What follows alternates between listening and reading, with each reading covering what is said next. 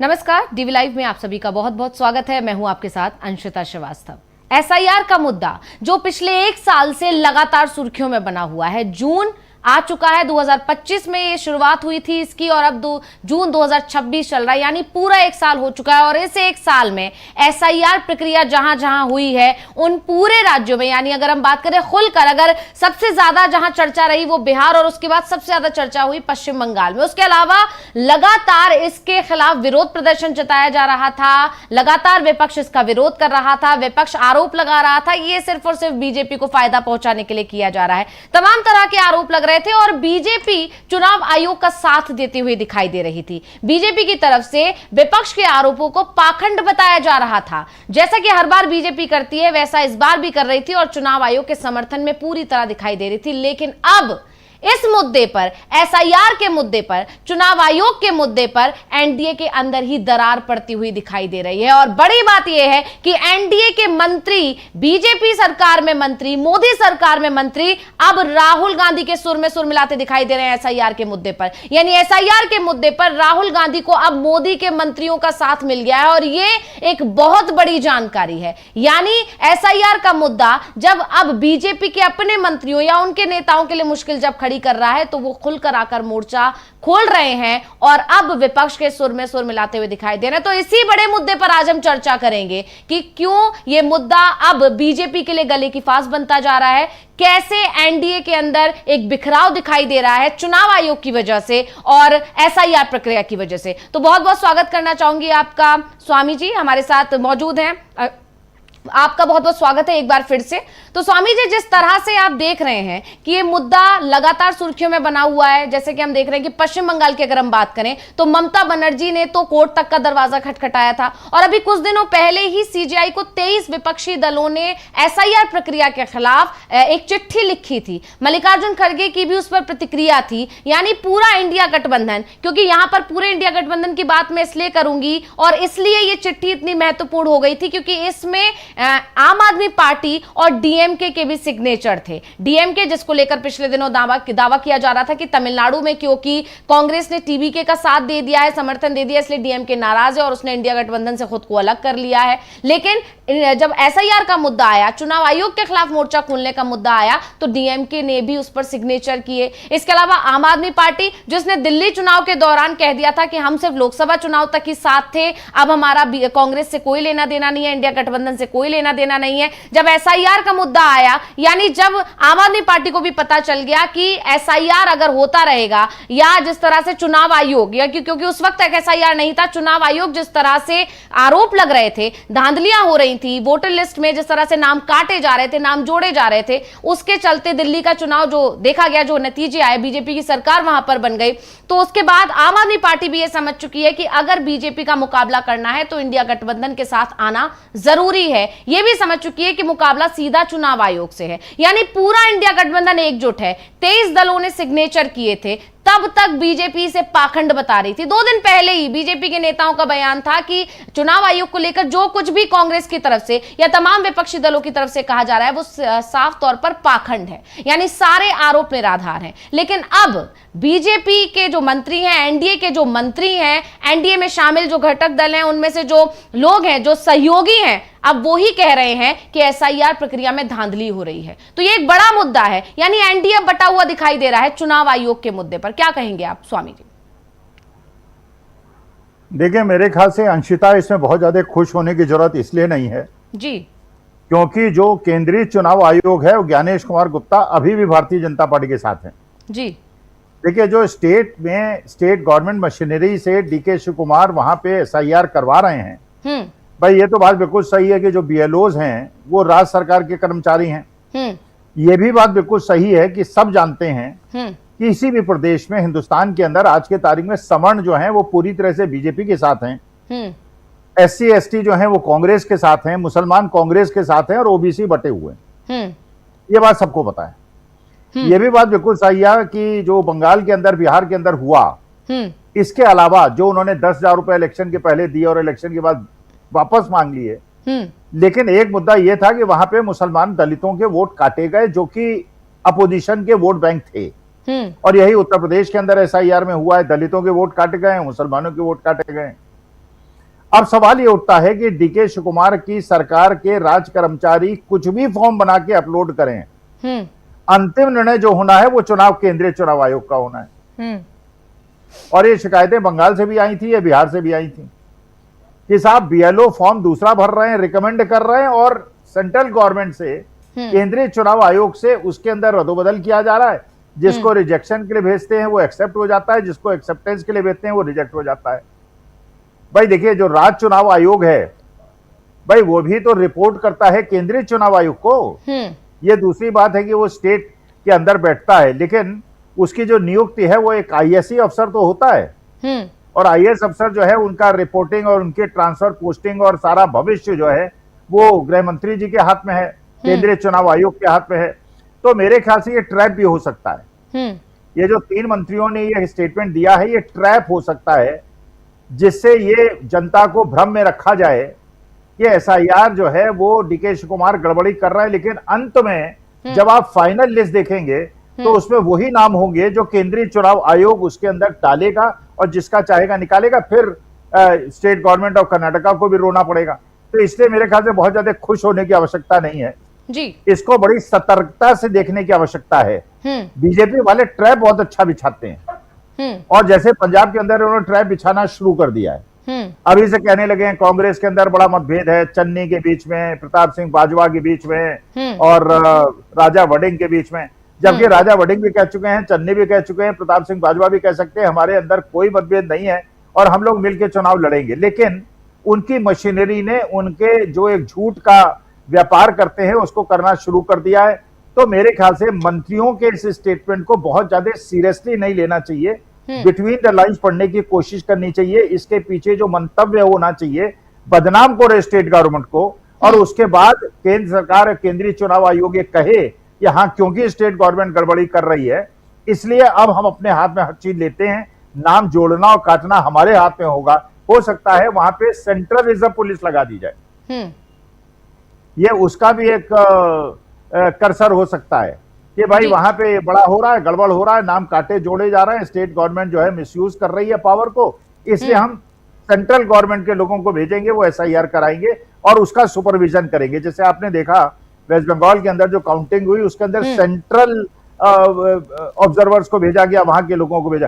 तो इसलिए D K Shiv Kumar has to be very cautious, everybody should be very cautious, क्योंकि ज्ञानेश कुमार गुप्ता और भारतीय जनता पार्टी कर्नाटका को भी 2028 में जब चुनाव होने वाला है आसानी से नहीं निकलने देगी। इसलिए ये बात बिल्कुल पक्की है कि चुनाव आयोग का कैसे इलाज करेंगे, ज्ञानेश कुमार गुप्ता का कैसे इलाज करेंगे, लोकतांत्रिक ढंग से, गांधीवादी तरीके से, सैद्धांतिक लड़ाई लड़के। लेकिन जब तक ये केंद्रीय चुनाव आयोग है और जब तक ज्ञानेश कुमार गुप्ता जी हैं तब तक मुझे लगता है कि इस तरह से खुश होने की कोई बहुत ज्यादा आवश्यकता नहीं है।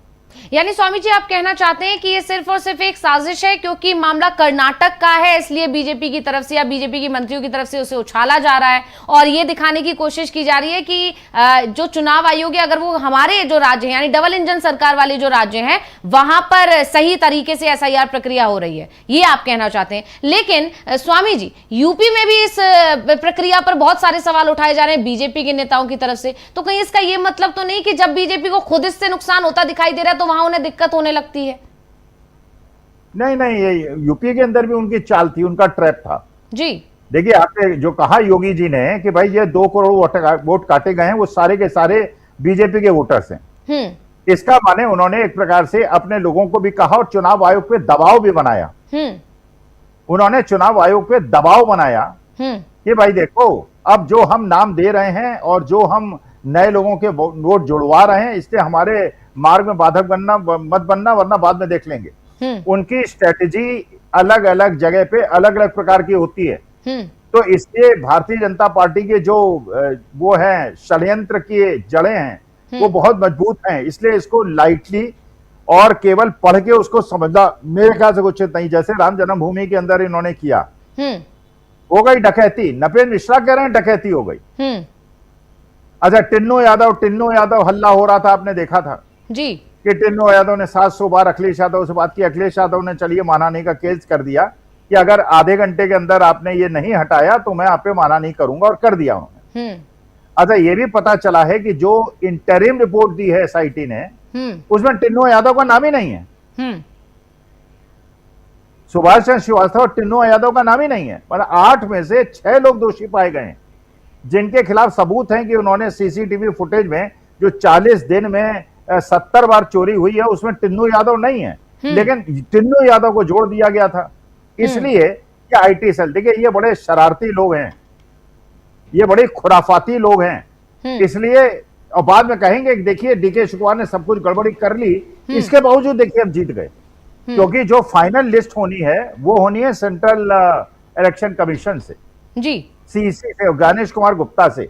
इसलिए अभी से we should not be very happy. ये पूरा षड्यंत्र खेलते हैं, हर जगह खेलते हैं, लेकिन हाँ ये बात जरूर है कि आज के डिस्कशन को उन्होंने राम मंदिर में जो डकैती हुई है उससे कर्नाटका की तरफ मोड़ दिया है कि अब जो है लोग उसके अयोध्या मंदिर में डकैती की बात ना करें, इधर उधर उनको बहका दें। ये बहकाने की प्रक्रिया है, मुझे ऐसा लगता है। यानी एक तरह से मुद्दा भटकाने में जो माहिर है बीजेपी, आप कहना चाहते हैं कि वही एक बार उसने फिर से खेल कर दिया, क्योंकि जिस तरह से आप जो मंदिर में जो हुआ है, जिस तरह से चंदा चोरी और चढ़ावा चोरी के जो मामले आ रहे हैं, जिसमें योगी सरकार घिरी हुई है, डबल इंजन सरकार घिरी हुई है, सवाल उठ रहे हैं कि आखिर किनको बचाने की कोशिश की जा रही है और क्यों बचाने की कोशिश की जा रही है। चंपत राय के खिलाफ कोई एक्शन अभी तक क्यों नहीं हो रहा है? क्या सिर्फ इस्तीफा लेना, क्योंकि उसकी तो पेशकश उन्होंने खुद ही कर दी थी, उसको इस्तीफे को मंजूर कर लेना क्या काफी है? और जिस तरह से वीएचपी उतरकर अब उनके समर्थन में आ गई है, ये सारी चीजें बता रही हैं, और ये सारी चीजों के चलते बीजेपी घिरी हुई है। यूपी में जिस तरह से बीजेपी के खिलाफ एक माहौल बनता हुआ दिखाई दे रहा है, एक हवा जो बन रही है, समाजवादी पार्टी या कांग्रेस ने जिस तरह से उस मुद्दे को ग्रैब कर लिया है और राम मंदिर वाले मुद्दे को तेजी से उठाकर 2027 में बड़ा मुद्दा बनाने वाले हैं, उससे पहले ये मामला पूरा शिफ्ट करने की कोशिश है कर्नाटक में, ऐसा आप कह रहे हैं। लेकिन एसआईआर का मुद्दा छोड़ेगा तो नहीं विपक्ष, ये भी तय है। आप जानती हैं, कभी आपने पढ़ा ही होगा कि अभी तक जितने भी नाम काटे गए हैं, 6 करोड़ की संख्या हो चुकी है, और उन 6 करोड़ लोगों को कितनी दिक्कतों का सामना करना पड़ रहा है। उनको राशन कार्ड नहीं मिल रहा है, उनके नाम वहां से डिलीट हो चुके हैं, जब वो जा रहे हैं उनको राशन नहीं मिला, उन्होंने जाकर जब पड़ताल की तो उन्हें पता चला कि उनका नाम ही नहीं है लिस्ट में। इसी तरह जिस तरह पासपोर्ट में उनको दिक्कतें आ रही हैं, मतलब जो हमारे देश के नागरिक हैं उन्हें विदेशी बनाया जा चुका है। और जिस तरह से चुनाव आयोग पर जब ये सवाल उठते हैं या चुनाव आयोग एक आश्वासन दे देता है कि अभी ये सिर्फ ड्राफ्ट आया है, मतलब जो अभी जो 5 राज्य और जो आगे वाले 5 राज्य उनके लिए जो ड्राफ्ट सूची आई है, अभी फाइनल सूची आने में वक्त है, आपके पास पूरा वक्त है, आप नाम जुड़वा सकते हैं। लेकिन नाम कितने जोड़े जाते हैं हमने बिहार में भी देखा और ये हमने बंगाल में भी देखा। बंगाल में तो मामला ट्रिब्यूनल में भेज दिया गया, बिहार में कुछ नाम जोड़े भी गए तो वो बीजेपी समर्थक ही बताए जाते हैं। तो ये सारी चीजें हैं। क्या विपक्ष इस मुद्दे को क्या भटक जाएगा विपक्ष, जैसे कि आप कह रहे हैं स्वामी जी कि विपक्ष को ये दिखाने की कोशिश की जा रही है, या विपक्ष की बात में हाँ मिलाकर ये दिखाने की कोशिश की जा रही है कि हाँ एसआईआर में मतलब जैसा कहा जा रहा है कि एसआईआर बीजेपी को फायदा पहुंचाती है, ऐसा कुछ भी नहीं है। बीजेपी भी उसका विरोध तो, या एनडीए के नेता भी उसका विरोध कर रहे हैं। क्या ये भटकाने की कोशिश है विपक्ष को? नहीं, मैं ऐसा नहीं कह रहा हूं कि अपोजिशन पार्टीज को एसआईआर के मुद्दे को मुद्दा नहीं बनाना चाहिए। मैं कह रहा हूं मुद्दा बनाना चाहिए, लेकिन इसमें मुद्दा यह है कि जो इस सारी की सारी का केंद्रीकरण कर लिया गया है ताकत का, वो मुख्य चुनाव आयोग ज्ञानेश कुमार गुप्ता ने अपने हाथ में कर लिया है। इसलिए स्टेट मशीनरी का बहुत ज्यादा वो नहीं है। बीएलओ कुछ भी फॉर्म भर के भेजें, कुछ भी अपलोड कर दें, उसके बाद करना तो सेंट्रल इनको है ना, चीफ इलेक्शन कमिश्नर को। अब आपने देखा वेस्ट बंगाल के अंदर एक ऐसे जर्नलिस्ट जो कि वहां पे 30 साल से रह रहे हैं टालीगंज के अंदर, और सब इलेक्शन में उन्होंने वोट दिया है, वो रहने वाले हैं केरला के, और उनके माता और पिता केरला के थे और बड़े प्रतिष्ठित संस्थानों के अंदर काम करते थे। उनका नाम वोटर लिस्ट से काट दिया गया, एसआईआर में उनका नाम बाहर कर दिया गया, जबकि उन्होंने अपना हाई स्कूल सर्टिफिकेट भी दिया था, पासपोर्ट भी दिया था। तभी तो ये बात हुई कि भाई पासपोर्ट जो है ये वैलिड डॉक्यूमेंट नहीं। अब पुराने सुप्रीम कोर्ट के जज साहब कह रहे हैं, वो कह रहे हैं भैया अगर ये टिकट है क्या, पासपोर्ट इज ए टिकट और व्हाट। लेकिन देखिए एसआईआर का मुद्दा बहुत इंपॉर्टेंट मुद्दा है, लेकिन आज के तारीख में जो इन्होंने व्यवस्था बना दी है कि जो भी करे बीएलओ, जो भी करे state government, ultimately chief election commissioner जो बनाएगा उसमें कर देंगे, जिसका चाहेंगे जोड़ देंगे, जिसका फिर उसके बाद कोर्ट चले जाइए आप। अच्छा कोर्ट जाइए, दौड़ते रहिए, कोर्ट कुछ करेगा नहीं, 4 साल लगा देगा, तब तक नया इलेक्शन हो जाएगा, इनकी सरकार आगे बढ़ जाएगी। फिर जो अभिषेक बनर्जी ने वेस्ट बंगाल के अंदर करा था, भाई यूपी के अंदर असली मुद्दा क्या, लड़ना किस पे है? एसआईआर पे लड़ना है, एसआईआर पे बेईमानी हो रही है।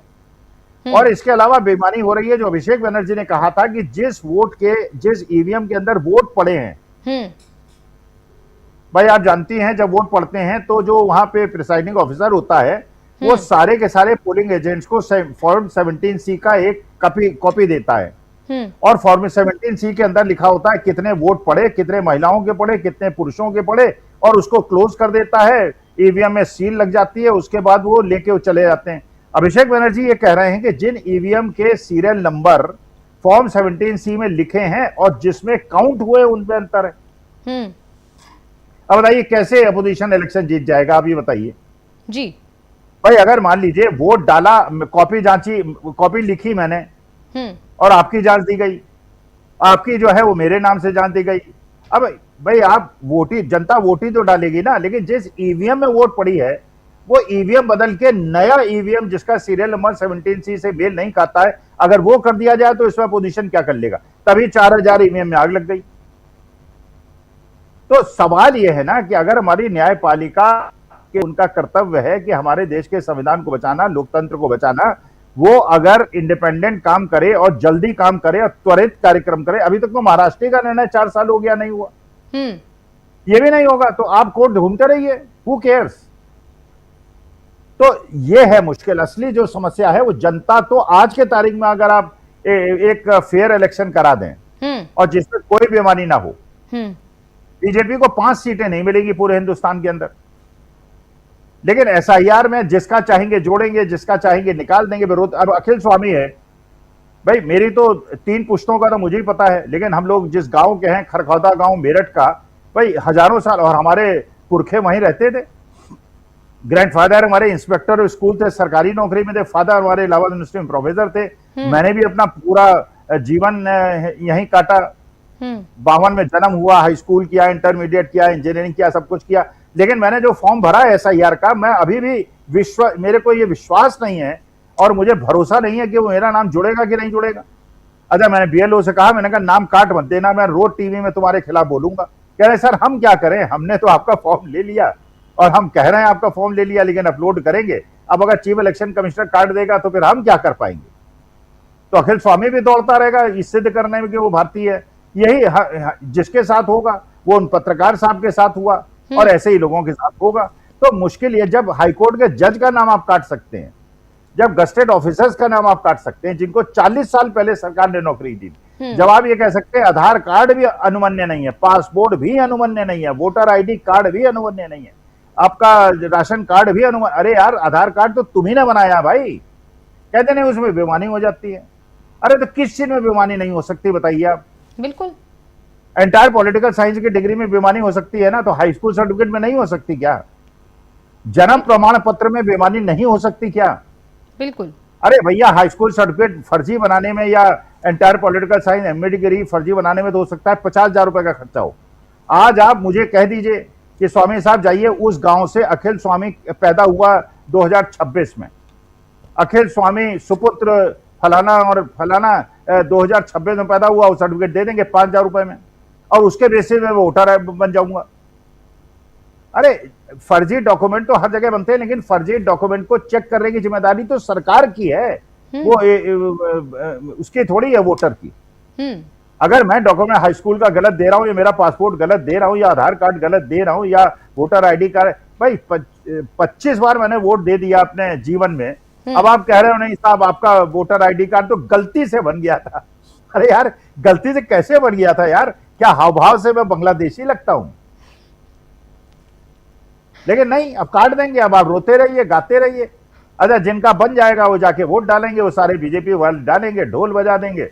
ये ज्ञानेश कुमार गुप्ता ने बड़ा अच्छा काम किया, मोदी जी उनको बधाई दे देंगे, तुमने बड़ा अच्छा काम किया। और ज्ञानेश कुमार गुप्ता जी का आज ही स्टेटमेंट देख रहा था, मैं 11 ज्योतिर्लिंग का दर्शन कर चुका हूं जी। अरे भैया, आप चीफ इलेक्शन कमिश्नर है, ज्योतिर्लिंग का दर्शन रिटायरमेंट के बाद कर लीजिएगा या रिटायरमेंट ले लीजिए, कल से शुरू कर दीजिएगा। अभी आप मुख्य चुनाव आयुक्त हैं, देश के लोकतंत्र को बचाइए। भगवान के दर्शन रिटायरमेंट के बाद आप कर लीजिएगा, मेरे को ले चलिएगा अपने साथ कार में, मैं भी फ्री में अपना घूम लूंगा। जी बिल्कुल, यानी यहाँ ये देखा जा सकता है स्वामी जी कि कैसे कर्नाटक सरकार को सिर्फ एक तरह से बदनाम करने की कोशिश की जा रही है, क्योंकि वहां पर विपक्ष है, वहां पर कांग्रेस है, इसलिए वहां पर इस मामले को उठाया जा रहा है। लेकिन कांग्रेस की तरफ से इस पर जवाब भी दे दिया गया है। डीके शिव कुमार जो कि मुख्यमंत्री हैं कर्नाटक के, उनकी तरफ से बयान आ गया है कि ये सारे आरोप बिल्कुल निराधार हैं, सरकार का कोई हस्तक्षेप नहीं है इस पूरे मामले में। और उन्होंने ये भी कहा है कि आप आइए और खुलकर मोर्चा खोलकर दिखाइए, अगर हिम्मत है तो, मतलब खुलकर आइए इस मामले पर। ये इस तरह से सिर्फ हमें सबूतों के साथ, मतलब बहुत सारी चीजें उनकी तरफ से कही है, यानी पूरी तरह से आरोप खारिज कर दिए गए हैं। यानी एक तरह से कांग्रेस ने पूरी साजिश फेल कर दी है, जैसे कि आप कह रहे हैं कि सिर्फ ये फंसाने की कोशिश है डीके शिव कुमार को।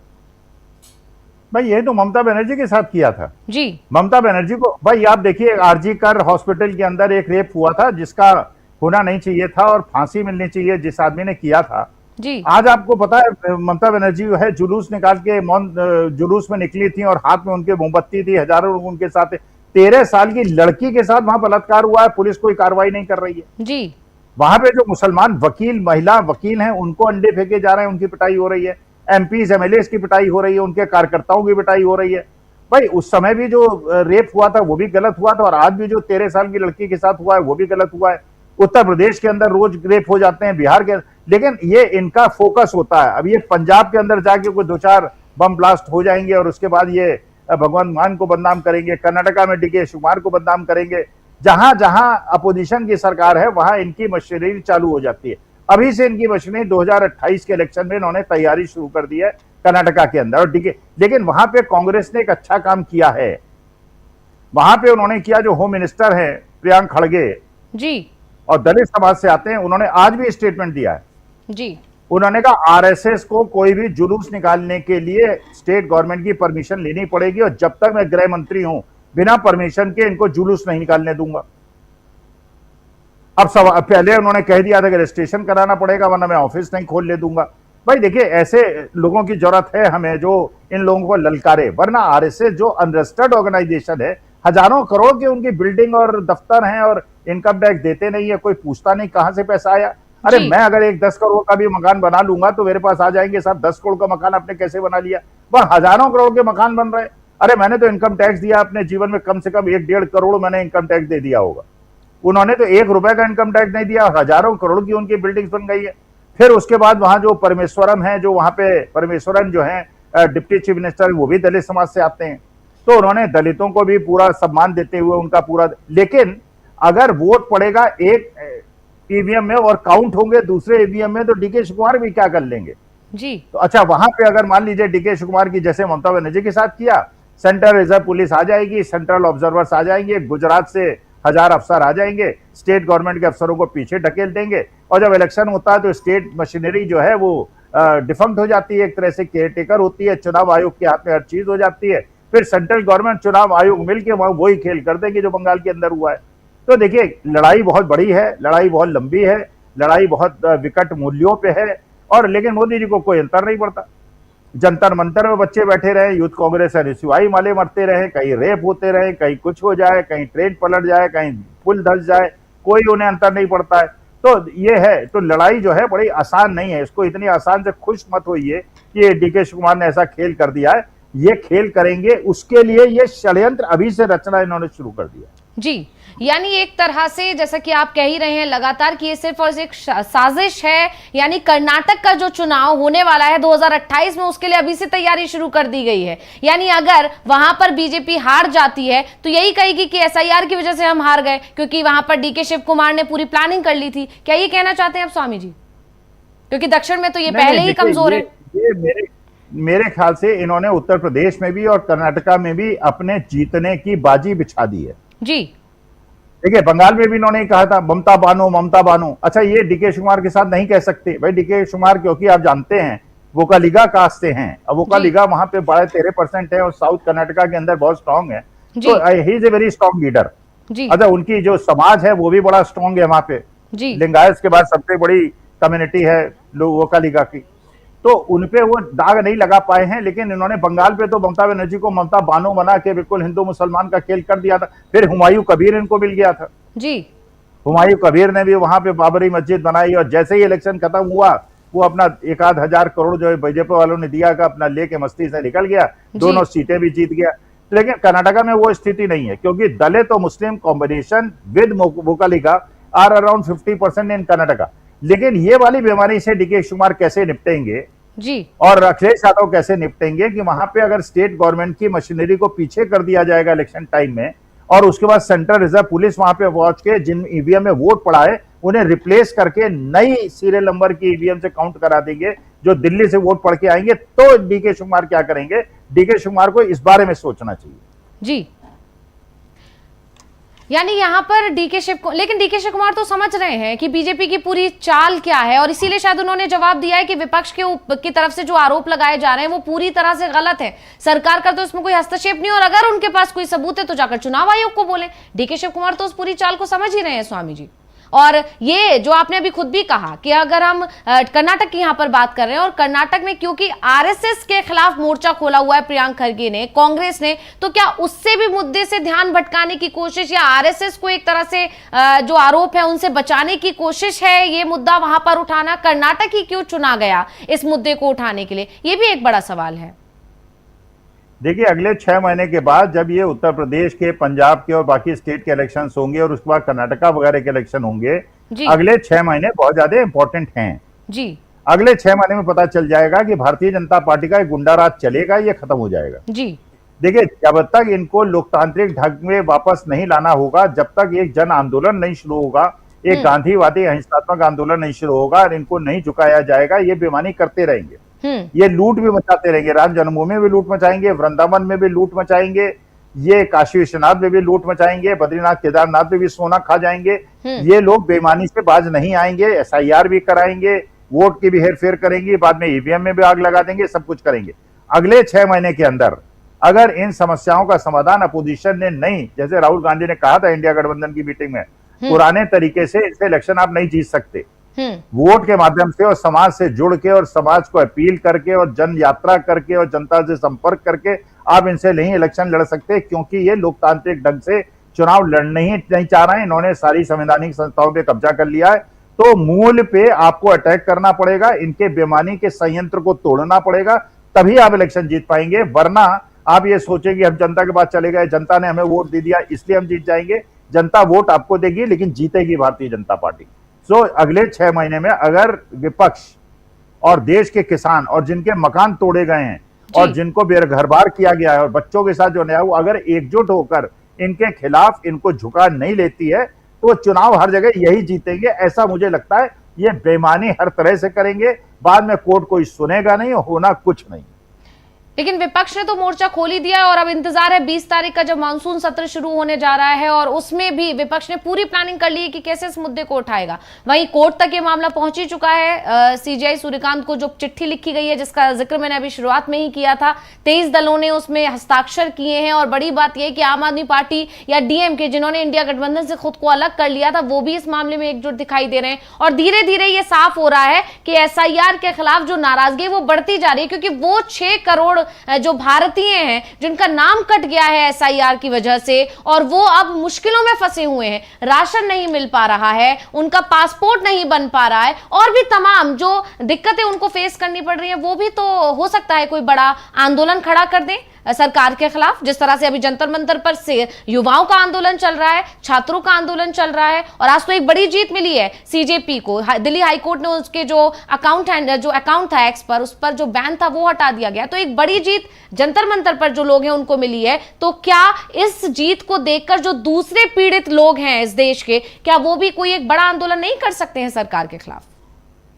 नहीं, देखिए, बड़ा आंदोलन अगर एकजुट होकर सब लोग मिलजुल कर एक साथ मिलके एक आंदोलन करेंगे जिसके अंदर 15-20 लाख लोग सड़क पे उतरेंगे, तब तो कोई परिवर्तन की आशा है जी। वरना अब ये कांग्रेस जनता पार्टी वाले बैठे हुए हैं, अच्छा कोई उनकी सुनवाई हो नहीं रही है, अभी भूख हड़ताल चल रही है, वो लोग कमजोर पड़ते जा रहे हैं। भूख हड़ताल के लिए चलिए सोनम वांगचुक आदि हैं, बाकी लोग तो बच्चे तो आदि है नहीं, उसमें किसी की तबीयत खराब हो जाएगी, भगवान न करे कोई दिवंगत हो जाए, उसके बाद भी सरकार के कान में क्या जून भी रेंगती है। मोदी जी कह देंगे, जैसे किसानों के लिए उन्होंने कह दिया था कि 500 किसान मर गए, तो मैंने थोड़ी कहा था मरने के लिए, खुद मर गए, मैं क्या करूं उस पर, जो उन्होंने कहते हैं सतपाल मलिक से कहा था। इससे कोई अंतर नहीं पड़ने वाला है। आप पार्लियामेंट के अंदर कुछ नहीं होने वाला, अभी से लिख के रख लीजिए। पार्लियामेंट के अंदर हंगामा होगा, उस सेशन को डिक्लेयर वो कर देंगे, साइन डाई कर देंगे 11 बजे, और फिर बाद में कहेंगे विपक्ष ने सदन नहीं चलने दिया, और अपने ऊट पटांग बिल, जैसे उन्होंने कहा है जो चीफ मिनिस्टर, प्राइम मिनिस्टर जिसके खिलाफ भी 1 महीने की सजा हो जाएगी और जेल के अंदर रह लेगा, उसको पद से हटा दिया जाएगा। क्योंकि मानी बात है कि इस सरकार के बीच में प्रधानमंत्री के खिलाफ तो कुछ होगा नहीं, डीके शिव कुमार के खिलाफ हो सकता है, रेवंत रेड्डी के साथ हो सकता है, फिर वो उनके साथ केरला के चीफ मिनिस्टर के साथ, सतीशन के साथ हो सकता है, उनका वो हटा दिया जाएगा, डिस्टेबलाइज कर दिया जाएगा, हो सकता है वो। देखिए, संसद से मुझे कोई अपेक्षा नहीं, कुछ नहीं होगा, कुछ नहीं होगा। और ये भी आप समझ लीजिए, एक्स पे वो करा, अरे ये क्या अंतर पड़ता है यार, एक्स पे हटा लिया, 1 महीने तो आपको डिस्टेबलाइज कर दिया ना। असली मुद्दा तो यह है जो आप बैठे हुए हैं, कोई अंतर पड़ रहा है क्या सरकार की सेहत पे? कोई आ रहा है मिलने? कांग्रेस के जमाने में तो तब भी 6 मिनिस्टर जाके अन्ना हजारे से मिल लिए थे, अब कोई मिल रहा है क्या? अंतर लोगों को समझ में आ रहा है ना, कांग्रेस का और बीजेपी का अंतर क्या है? कोई संवेदनशीलता है क्या आपके पास? वो तो इनाम लेने चले गए वहां पे, वो कहीं न्यूजीलैंड में जाके उन्होंने इनाम ले लिया। अब तो मैं कह रहा हूं अपनी कॉलोनी के अंदर मैं लोगों से अब कल प्रस्ताव देने वाला हूं कि यार कोई इनाम 1-1 हजार रुपए इकट्ठा करके वो इनाम दे दो, हो सकता है प्राइम मिनिस्टर हमारी कॉलोनी में आ जाए। कल जंतर मंतर वाले एक कोई इनाम घोषित कर दे, मोदी जी वहां इनाम लेने आ जाए, उन्हें कोई इनाम दे दो, बढ़िया सी जर्सी दे दो, खूब सारे मेडल पेडल लगे हो, और उसके बाद उनको डाल दो। अब मजाक उड़ने लगा विदेश के अंदर कि ऐसे ऐसे इनाम जो वहीं बनते हैं, 4 दिन पहले बनते हैं, उसके बाद बनने बंद हो जाते हैं। और सेशल्स की स्पेलिंग, सेशल्स गवर्नमेंट अपनी ही गवर्नमेंट की स्पेलिंग गलत लिख देती है, रिपब्लिक की स्पेलिंग गलत लिख देती है। ऐसा हो सकता है क्या? अंशिता, आप अपने स्पेलिंग मिस्टेक कर सकते हो अपने नाम की? बिल्कुल नहीं, मतलब ही मेरे नाम की कर सकती हो, मेरे नाम की कर सकती हो। अखिल स्वामी में SWAMI लिखो या Y लिखो, कर सकती हो, because that is not your name. मैं तुम्हारे नाम पे गलती कर सकता हूं, लेकिन कोई आदमी अपने नाम में स्पेलिंग मिस्टेक कर सकता है क्या? वो रिपब्लिक ऑफ जो सेशन वो है, वो अपने ही नाम में स्पेलिंग मिस्टेक कर रहा है, इसका माने वो नाम यहीं से, इनाम यहीं से बन के गया है, सर्टिफिकेट यहीं से बन के गया है। फिर जिसने इंटायर पॉलिटिकल साइंस की डिग्री में स्पेलिंग मिस्टेक की थी, उसी ने प्रिंट कर दिया और वहां जाके उसको दे दिया, उसने इनको दे दिया है, उसके लिए $1 मिलियन उनको दे दिए। तो खेल बड़ा गंभीर है। आपकी लड़ाई ऐसे लोगों से है जिनको लोकतंत्र से कोई मतलब नहीं है, लेकिन सब लोग जब तक एकजुट नहीं होंगे, अगर ये दीपिका ये सोचें कि ये इंटरनेशनल लीडर बन जाएं और ये प्राइम मिनिस्टर बन जाएं और सोनम वांगचुक को HRD मिनिस्टर बन जाएं, जैसे पहले दिन नारे लगे थे, देश का मिनिस्टर कैसा हो, सोनम वांगचुक जैसा हो, वो गलतफहमी छोड़ दीजिए। आपकी ठीक है, आपने 1000-2000 आदमी इकट्ठे कर लिए, लेकिन पूरे हिंदुस्तान के अंदर दीपिका लीडरशिप नहीं दे पाएंगे, सोनम वांगचुक नहीं दे पाएंगे। Everybody will have to come together, चाहे लेफ्ट हो, चाहे राइट हो, चाहे सेंटर हो। जो भी इस सरकार से दुखी है, जिनके मकान टूटे हैं, जिनके दुकान बंद हुई है, everybody has to get united. अपने अपनी मांगे करते रहेंगे, किसी की सुनवाई नहीं होगी, सबको लोग मार पीट के अपना बाहर कर देंगे। बिल्कुल, यहाँ टुकड़ों में रहने की बजाय एकजुट आना पड़ेगा, यूनिटी इन स्ट्रेंथ, जो बचपन से हम लोग पढ़ते भी आ रहे हैं, और ये चीज अभी दिखानी भी पड़ेगी, ऐसा आप कहना चाह रहे हैं स्वामी जी। और इसीलिए SIR के मुद्दे पर भी एक बड़ा आंदोलन करने की जरूरत हो गई है, और वो शुरुआत विपक्ष की तरफ से की जा चुकी है। जैसे कि बताई जा रहा है, जो रिपोर्ट आ रही है, 6 करोड़ लोगों के नाम तो वो हैं जो सामने आ चुके हैं, हो सकता है इससे संख्या बहुत ज्यादा हो। और ये देखा जा रहा है कि जहां जहां बीजेपी को जो राज्य जीतना है, वहां पर इस प्रक्रिया को और तेजी से किया जा रहा है, वहां पर नाम नहीं जोड़े जा रहे हैं, मामलों को ट्रिब्यूनल में भेज दिया जा रहा है। पश्चिम बंगाल एक ताजा उदाहरण है। और बड़ी बात यह है कि ये चुनाव आयोग की तरफ से आश्वासन जरूर दिया जाता है कि नाम जोड़ दिए जाएंगे, पर वो नाम नहीं जोड़े जाते हैं। पश्चिम बंगाल में यही हुआ, नाम नहीं जोड़े गए, ट्रिब्यूनल में भेज दिए गए। सरकार वहां पर TMC की जा चुकी है और अब TMC तोड़ने की पूरी तैयारी चल रही है। 6 जुलाई को दोनों तरफ से आवेदन दे दिया गया है कि कौन असली पार्टी है। अब निगाहें चुनाव आयोग पर टिकी हुई हैं, और सब जानते हैं चुनाव आयोग का क्या ही फैसला रहने वाला है। हमने इस पर चर्चा भी की थी स्वामी जी। लेकिन SIR के मुद्दे पर जिस तरह से अब ये जो NDA के ही जो सहयोगी हैं, उनकी तरफ से सवाल उठाया गया है, ये एक साजिश भी है, और एक तरह से कह सकते हैं कि विपक्ष के एक बड़ा मुद्दा भी है। अब विपक्ष दूसरे राज्यों में इस पर काउंटर भी कर सकता है कि आपके अपने लोग SIR पर सवाल उठाते हैं तो आप कुछ नहीं कहते हैं, या आपके अपने लोग SIR पर सवाल उठा रहे हैं तो आप क्या कहेंगे। ये भी तो एक बड़ा मुद्दा लग गया है विपक्ष के हाथ।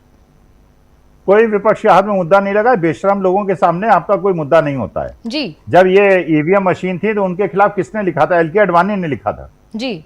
LK आडवाणी ने पुस्तक लिखी थी इसके खिलाफ, और लोगों ने, बहुत सारे बीजेपी के बड़े बड़े नेताओं ने EVM की बुराई की थी। आज EVM के समर्थन में बोलते हैं। देखिए इनको कोई अंतर नहीं पड़ता, इन्हें लोक लज्जा नहीं है, इनको राम मंदिर के अंदर चोरी करने में कोई परेशानी नहीं है। अब इन्होंने हम लोगों को हिंदू विरोधी बता दिया। भैया एक तो हम चंद वो भी दें, भगवान मतलब जितनी पूजा पाठ ये करते होंगे, अच्छा अमित शाह खुद नहीं जाते राम जन्मभूमि में दर्शन करने। अब ब्रजभूषण शरण जिस जैसे आदमी कह रहे हैं मुझे डर लग रहा है, मुझे निपटा देंगे अगर मैं मुंह खोलूंगा, मुझे पता था चोरी हो रही है, बागेश्वर धाम कह रहे हैं, तो विनय कटियार कह रहे हैं, जब ऐसे ऐसे लोग कह रहे हैं तो आप समझिए जिन आदमी से डर रहे हैं वो कितना बड़ा दुर्दांत आदमी होगा। तो देखिए इन्हें कोई अंतर नहीं पड़ता, कोई विपक्षी हाथ में मुद्दा नहीं लगाए। मैं इस गलतफहमी में नहीं हूं कि विपक्ष के हाथ में कोई मुद्दा लग गया, अखिलेश यादव गलतफहमी रहना हो तो रहे। मेरे हिसाब से जब तक एक पूरे देश का एक सामूहिक आंदोलन नहीं होगा, 6 करोड़ लोगों के नाम कट गए, मान लीजिए टोटल वोटर 100 करोड़ है हिंदुस्तान में, 6 करोड़ का कट गया, 94 करोड़ का तो है ना। 94 करोड़ कहेंगे यार बाहर में जाओ यार, तुम अकेले लड़ो यार, हम we are not concern with you. हर आदमी अपने में इंटरेस्टेड है, कोई देश में इंटरेस्टेड नहीं है। अरे यार सबकी समस्याएं, किसी की दुकानें तोड़ी जा रही हैं, किसी के मकान तोड़े जा रहे हैं, किसी के पेपर लीक कराए जा रहे हैं, किसी के मंदिर में चोरी हो रही है। तो हर पीड़ित आदमी अगर इकट्ठा हो जाए एक झंडे के नीचे तभी तो इनका मुकाबला आप कर सकते हैं। इनके पास तो पैसा है, इनके पास जुडिशरी है, इनके पास एडमिनिस्ट्रेशन है, उनके पास सेंट्रल रिजर्व पुलिस है, उनके पास सब कुछ है, हजारों लाखों करोड़ों रुपए उनके पास है। अपोजिशन के पास क्या है? केवल जनता का सपोर्ट। तो जनता जब तक एकजुट होके, मान लीजिए दिल्ली के अंदर कॉल देते हैं राहुल गांधी, जैसे अभी छात्र संवाद चल रहा है हर जगह, हर डिस्ट्रिक्ट के अंदर छात्र संवाद चल रहा है, युवा समाज चल रहा है कांग्रेस का। भाई अगर मान लीजिए रामलीला ग्राउंड के अंदर कॉल दें और जितने 1 लाख लोगों के मकान टूटे हैं दिल्ली के अंदर, 1 लाख का मतलब 4 लाख पॉपुलेशन डिस्प्लेस्ड है, ये 4 लाख लोग क्या रामलीला ग्राउंड नहीं पहुंच सकते जी? ये रोते रहेंगे, अरे हमारा मकान तोड़ दिया, 40 साल से रहते थे, हम तो बेघर हो गए। अरे रोने से तुम्हारी सुनेगा कोई जी? क्यों नहीं रामलीला ग्राउंड पहुंच जाते हो? फिर बच्चे जो है, कोई जंतर मंतर में बैठ गया, कोई इलाहाबाद बैठ गया, कोई बनारस बैठ गया, अरे यार तुम भी 1 करोड़ लोग हो, पहुंच जाओ जंतर मंतर जी। ये जो श्रमिक हैं कह रहे हैं 12,000 में हमारा खर्चा नहीं चलता, तुम भी पहुंच जाओ यार जंतर मंतर, तुम भी पहुंच जाओ रामलीला ग्राउंड। लेकिन जब तक सब समस्याग्रस्त लोग एक साथ नहीं इकट्ठे होंगे और अपनी अपनी समस्या के लिए अलग अलग आंदोलन चलाएंगे, कुछ नहीं होगा। इन्हें कोई अंतर नहीं सत्ताधीशों को पड़ता है जी। लेकिन स्वामी जी, अब जिस तरह से सवाल उठे हैं, या हम कहें एनडीए के जो लोग हैं, जो मंत्री हैं, जो सहयोगी हैं, उन्होंने भले ही किसी साजिश के तहत ही सवाल उठाए हैं, लेकिन जवाब तो चुनाव आयोग को देना पड़ेगा। और अगर चुनाव आयोग जवाब दे देता है तो चुनाव आयोग भी तो घिरेगा कि अब आप कैसे जवाब दे रहे हैं, या अब आप कैसे इसकी जांच कर रहे हैं, जबकि विपक्ष अब तक आरोप लगा रहा था तो इन्हें आरोपों को सिर्फ खारिज किया जा रहा था। ये भी तो एक बात है। नहीं, कोई बात नहीं, केंद्रीय चुनाव आयोग ये कहेगा कि हाँ डीके शिव कुमार गड़बड़ी कर रहे हैं, स्टेट इलेक्शन कमीशन जो है गड़बड़ी कर रहा है, इसलिए हम अपने सेंट्रल ऑफिसर्स को भेजेंगे, हम गुजरात के 10,000 ऑफिसर्स को भेजेंगे जो एसआईआर कराएगा। बताइए क्या फायदा होगा? नुकसान और ज्यादा हो जाएगा जी। भाई अगर ये 3 मंत्री जो केंद्रीय मंत्री एनडीए के हैं ये शिकायत कर रहे हैं कि डीके शिव कुमार की गवर्नमेंट जो है एसआईआर में बेईमानी करा रही है, ज्ञानेश कुमार गुप्ता जी मान जाएंगे? हो सकता है यही षड्यंत्र हो। ज्ञानेश कुमार गुप्ता कहेंगे हाँ बेईमानी हो रही है, डीके शिव कुमार इम्पार्शियल नहीं है, इसलिए हम गुजरात के ऑफिसर्स को भेजेंगे, वो एसआईआर कराएंगे, हो जाएगा खेल। भाई जब ये बंगाल के अंदर भी ऑब्जर्वर ना कि कहां के थे लोग, सारे बीजेपी रूल्ड स्टेट्स के लोग थे, अपोजिशन रूल्ड स्टेट्स के लोग कहां थे? वहां पुलिस कहां की गई थी? गुजरात से गई थी, गुजरात से वेस्ट बंगाल, गुजरात से बिहार। अरे यार गुजरात कहां है, बिहार कहां है? आसपास के झारखंड की ले लेते, झारखंड की नहीं लेंगे आप, कर्नाटका के अंदर तेलंगाना, केरला और उनकी नहीं लेंगे आप, तमिलनाडु की आप लेंगे, गुजरात की, हर जगह गुजरात के लोग जाएंगे। तो देखिए ये गलतफहमी मत रखिए, जब तक एकीकृत एकजुट होके आंदोलन नहीं होगा, गांधीवादी अहिंसात्मक आंदोलन नहीं होगा, मेरे को कोई गलतफहमी नहीं है, खुश होने की जरूरत नहीं है। जब तक पूरे देश की जनता एकजुट होके एक दूसरे का हाथ पकड़ के भाईचारा निभाते हुए, हिंदू मुसलमान भूलते हुए, कोई जात नहीं, कोई धर्म नहीं, जैसे इंदिरा गांधी ने एक बार कहा था ना, जात पर ना पात पर मोहर लगेगी, मोहर किस पे लगाओ तुम्हारी इच्छा है, लेकिन सबको एकजुट होकर इस प्रकार की प्रवृत्तियों को नाश करना पड़ेगा, जहां पे पूरा हर संवैधानिक संस्था पे उन्होंने कब्जा कर लिया है। तो मैं गलतफहमी में नहीं रहता, I am not living in A fools paradise. तो यहां पर आप ये कहना चाह रहे हैं पूरी तरह से साजिश है, और ये साजिश का अब मुंहतोड़ जवाब कैसे विपक्ष देखा है, इस पर विपक्ष पर अब निगाहें टिकी हुई हैं। बहुत बहुत धन्यवाद स्वामी जी, ये तमाम जानकारी हमारे दर्शकों को देने के लिए। और यहां पर एक बड़े सवाल के साथ आज फिर आपसे विदा लेना चाहूंगी, और सवाल वही है कि विपक्ष के जो आरोप थे उनमें अब सुर मिलाने की कोशिश की गई है बीजेपी के सहयोगियों की तरफ से, लेकिन क्या, जैसे कि स्वामी जी कह रहे थे, वो एक साजिश है या वाकई विपक्ष के हाथ एक बड़ा मुद्दा लगने वाला है, और अब विपक्ष इस पर कैसे खेलेगा, या फिर विपक्ष की तरफ से एसआईआर को लेकर जो एक तरह से आंदोलन शुरू किया गया, जिस तरह से सीजेआई के पास इसके लिए एक चिट्ठी भेजी गई, इसके खिलाफ इस पर एक तरह से इस पर ध्यान ले जाने की कोशिश सीजेआई की गई, उस पर एक काट के तौर पर यह लाया गया है क्या मुद्दा, क्या होगा इस पर चुनाव आयोग का फैसला, क्या प्रतिक्रिया होगी चुनाव आयोग की, क्या चुनाव आयोग यहां पर हस्तक्षेप करेगा या हर बार की तरह कह देगा कि ये आरोप निराधार हैं। अगर चुनाव आयोग हस्तक्षेप करता है तो भी चुनाव आयोग फंसेगा, और अगर नहीं करता है तो विपक्ष के जो आरोप हैं वो तो सही है ही। तो यहां पर विपक्ष अब क्या एक्शन लेने वाला है, क्योंकि शिव कुमार इस चाल को समझ चुके हैं कि उनकी सिर्फ और सिर्फ उनकी सरकार पर सवाल उठाने के लिए इस मुद्दे को कर्नाटक में उठाया गया है, ये भी एक अहम बात है। तो और डीके शिव कुमार की तरफ से उसका तोड़ अभी से दे दिया गया। उन्होंने कहा है कि सारे जो आरोप है निराधार है, यहां पर ऐसा कुछ नहीं हो रहा है, अगर आपके पास कोई सबूत है तो चुनाव आयोग के पास जाइए। यानी चुनाव आयोग को एक बार फिर सवालों में खड़ा कर दिया है। बीजेपी की तरफ से या उनके सहयोगी की तरफ से घेरने की कोशिश कर्नाटक सरकार को थी, लेकिन कर्नाटक सरकार ने इस पूरी बाजी को एक तरह से पलट दिया है। तो अब सवाल यही है कि चुनाव आयोग इस पर क्या करेगा। इसी के साथ फिलहाल मुझे दीजिए इजाजत, देखते रहिए डीवी लाइव। नमस्कार।